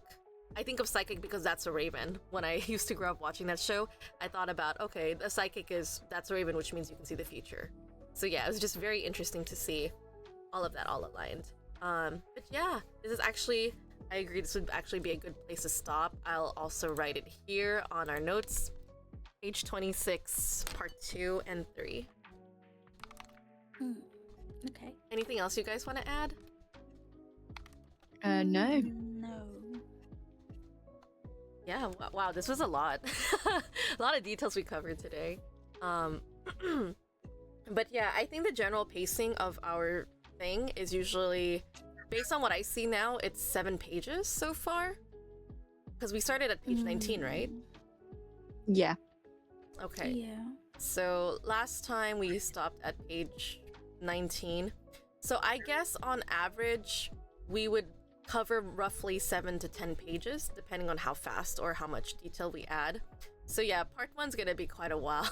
Or chapter 1's gonna be a while for us. It is the longest chapter though. It is, to be fair. Yes, I agree. It is the longest chapter by how many pages was it? 79 or something? It's a lot. Yeah, because of the way we've put it onto here, it's about 79 pages. And it's 39 pages where I read it, so. Yeah. I see, like, if we were to cover the other pages, I mean the next chapters, I think we might be able to, I mean, it would turn out to be 2 or 3 parts at best if we were to, like, parse them in this kind of pacing, I feel like. Yeah. Alright. We'll work on it. It's one of those things, we'll workshop it. I always say just play by ear, but it gives me an idea of like, okay, how should we do this? Okay, but it works out, so it's perfectly fine the way it is. I don't mind it. The pacing's fine with me. But anyways, I'm gonna go ahead and end the stream. So now is actually a really good time for us to say our goodbyes to the stream, and then we'll have our discussion, like reflection discussion after this. So yeah, we're just gonna go ahead and say our goodbyes. Thank you guys for joining us for analyzing chapter 1 part 2 with us. We hope you enjoyed the stream, and we'll see you guys for part 3. All right, have a good morning, afternoon, or evening wherever you're in the world, and we'll see you again in the next episode. Bye. Yeah. Thank you. Thank you.